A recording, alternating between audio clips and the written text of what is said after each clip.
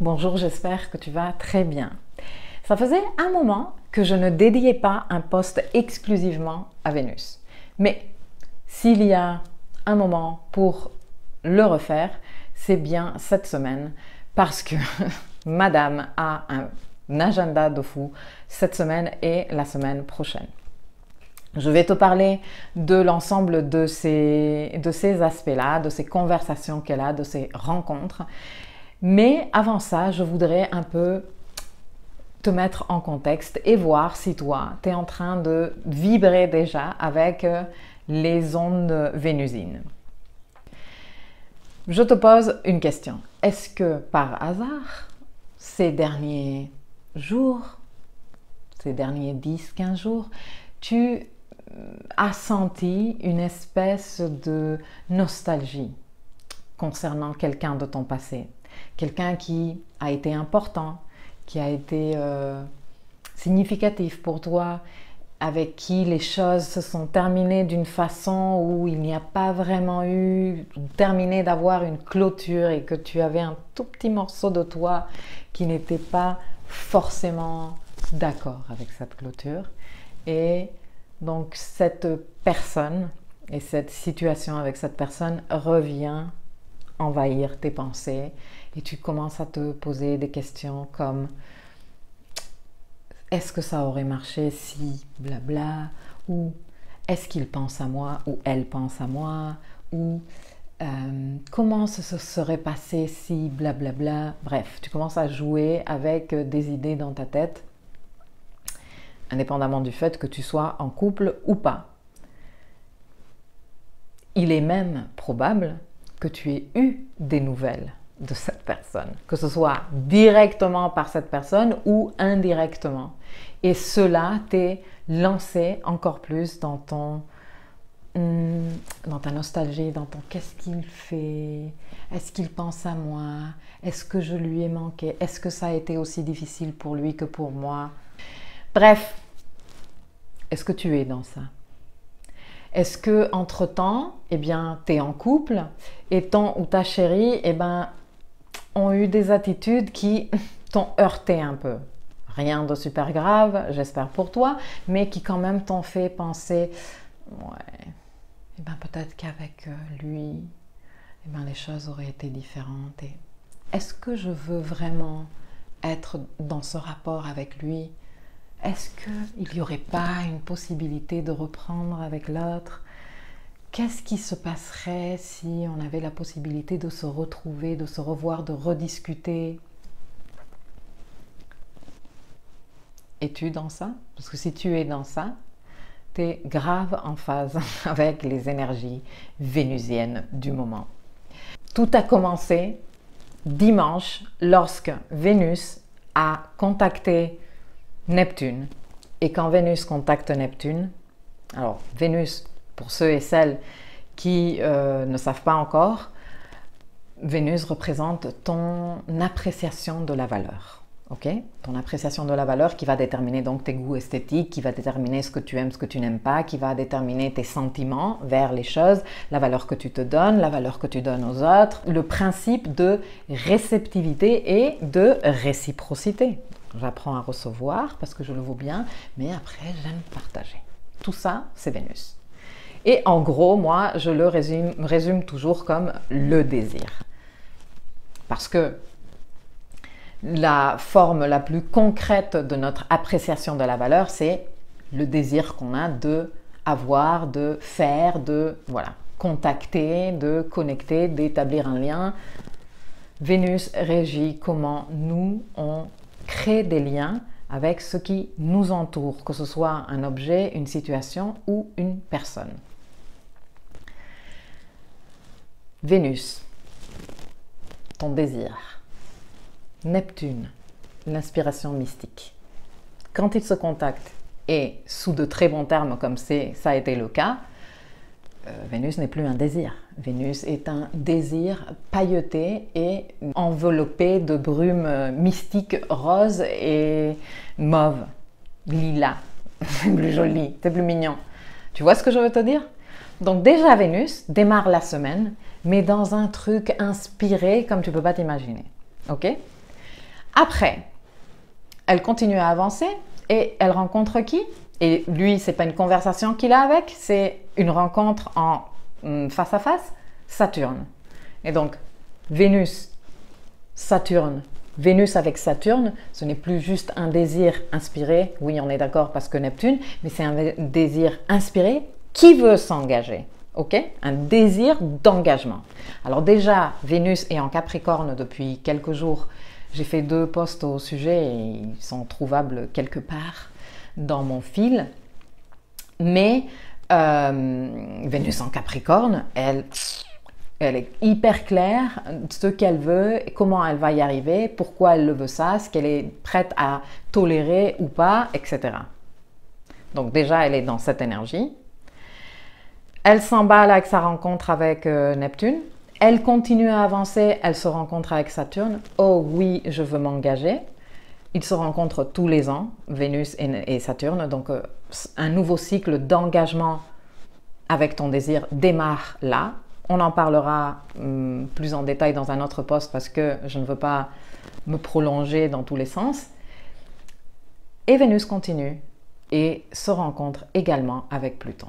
Et les rencontres de Vénus avec Pluton peuvent être hautement transformatrices, mais peuvent virer également à l'obsession.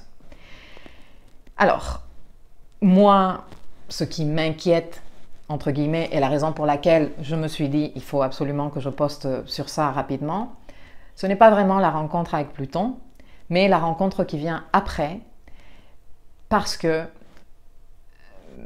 c'est le nœud sud qu'elle rencontre après Vénus. Donc, elle continue à avancer, après Saturne rencontre Pluton, et après elle se rencontre avec le nœud sud. Et Vénus et le nœud sud, c'est le passé qui revient. Alors, soit le passé qui revient sous forme matérielle, et donc quelqu'un de ton passé qui revient, soit le passé qui revient dans ta tête. Et si on mélange tout ça avec les questions que tu te poses, sur si tu veux t'engager ou pas, si c'est ça ce que tu veux ou quoi, parce que tu es dans « je veux un engagement »,« je désire m'engager », mais avec les pensées obsessionnelles de Vénus qui contacte Pluton, qui pourrait être aussi une énergie très transformatrice, hautement transformatrice. Mais on sait tous qu'on peut virer soit dans le très élevé, très supérieur, ou dans le moins. Okay? Parce que finalement, on est dans une expérience matérielle. Donc, on n'est pas toujours hyper connecté à notre spiritualité et notre maturité. Ça peut donner ça. Ça peut donner des pensées ou des rencontres qui viennent nous chambouler, qui viennent nous poser plein de questions, qui viennent, notamment quand on est en couple, remettre en question tout ça, et qui, même si tu n'es pas en couple, peuvent virer à l'obsession. Je tenais à venir te dire tout ça parce que je pense que quand on sait les choses, on se comprend mieux déjà, on vit les choses différemment, on les souffre moins, j'ai l'impression, parce que finalement ces choses-là viennent bousculer tout notre intérieur, et quand on est bien en couple et qu'on se dit mais pourquoi est-ce que je pense à lui en ce moment, puis après on se raconte des salades énormes. Non, mais si je pense à lui, c'est un signe, c'est qu'il faut que je le contacte. Et donc on va et on le contacte, et après on se voit dans des situations un peu bizarres. Parce qu'en fait, quand il arrive ces trucs-là, et que ta Vénus est un peu trop occupée, non, et tiraillée de ce côté et de là, et le passé qui revient, et l'autre qui t'écrit un petit mot, ça va, ou qui t'envoie un texto, ou que ta copine te dit qu'elle l'a vu et que l'autre lui a dit que je sais pas quoi, et donc toi tu pars ici et ici, alors que en principe tout allait bien dans ta vie et que tu as ton chéri ou ta chérie, ou que tu es bien en couple, ou que tu étais bien célibataire comme tu étais. Sauf que l'arrivée de cette nouvelle information te chamboule toute, et tu es capable de faire des choses que tu n'aurais pas fait. Et tu es capable de te revoir dans des situations où tu t'étais dit que tu n'allait plus te revoir parce que c'était fini. Et donc, moi, je suis ici pour te dire, stop. Pense avant d'agir. Mets-toi bien dans la situation. Réfléchis. Ne fais pas de conneries, s'il te plaît. Vénus, super inspirée. En contact avec Pluton, l'obsession. En contact avec le nœud sud, le passé qui revient, comme je te dis, soit mentalement, soit physiquement, ne font pas très bon ménage et peuvent te faire des bêtises. Alors, moi j'ai envie de te raconter cette métaphore que j'ai écoutée dans un podcast la semaine dernière où je me suis dit, mais franchement, c'est trop bien expliqué. Dis-toi que tu as faim. Tu as très faim, mais tu as envie précisément de sushi. Sauf que tu vas à ton resto de sushi et il n'ouvre qu'à 19h et il est 16h. Mais toi, tu as faim. Et tu as faim, et tu as faim, et tu as faim. Et tu fais une espèce de caprice typique de Vénus et tu te dis, bon, je vais aller à la pizzeria. Donc tu vas à la pizzeria du coin et tu arrives et tu dis au monsieur, bonjour monsieur, je voudrais avoir une pizza, mais par contre, est-ce que vous pourriez me la vendre en rouleau? Comme ça ressemble un peu à du sushi. Donc le monsieur, il te regarde bizarrement, celle-là, elle n'est pas bien. Mais, oui, ouais, moi je vous vends la pizza comme vous voulez. Très bien. Donc il est en train de fabriquer la pizza, qu'il va te vendre sous forme de rouleau de pizza. Et là, tu lui dis, mais est-ce qu'on pourrait remplacer les champignons et le salami par du thon et de l'avocat? Oui, enfin, je ne sais pas si j'ai de l'avocat, mais je peux mettre du thon, en effet. Oui, bon, ça fera l'affaire. Ça fera l'affaire. Donc le monsieur, il continue à préparer le sushi. Et là, tu lui dis, mais est-ce qu'on pourrait remplacer la pâte de la pizza par du riz et en fait mettre du wasabi? Et le monsieur de la pizzeria, du wasabi quoi? Du wasabi. Non mais, j'ai pas de ça. Pour avoir du wasabi, il faut aller dans le resto de sushi. Ici, c'est une pizzeria, madame. Bon, c'est pas grave, je prends comme ça, le rouleau et tout. Donc tu manges cette pizza sous forme de rouleau, sans wasabi, mais avec du thon et de l'avocat à l'intérieur. Et tu n'aimes pas, en fait. Tu n'aimes pas. Pourquoi? Parce que c'était pas ça que tu voulais.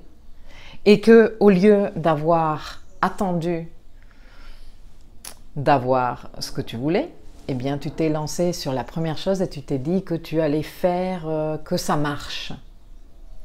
Bon, cette métaphore, que je ne vais pas t'expliquer parce que je pense elle s'auto-explique elle-même, peut te donner des indices de ce qui pourrait se passer si tu tombes trop dans l'énergie de Vénus en contact avec le nœud sud et en contact avec Pluton et sous les effets de l'inspiration magique de Neptune et avec l'urgence de s'engager. Ok? Voilà, je voulais juste te dire ça. Autrement, si tu n'es pas en train de vibrer dans ces ondes-là, Vénus se rencontre avec Saturne et elle arrive très inspirée parce qu'elle aura discuté avec Neptune juste avant ça et elle sera prête à redémarrer un cycle d'engagement.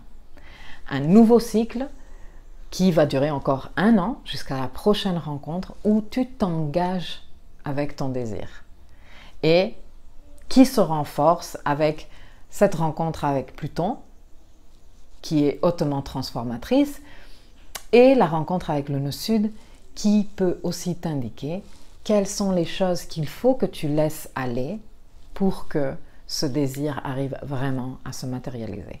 Voilà la deuxième possible lecture du parcours de Vénus au long de cette semaine.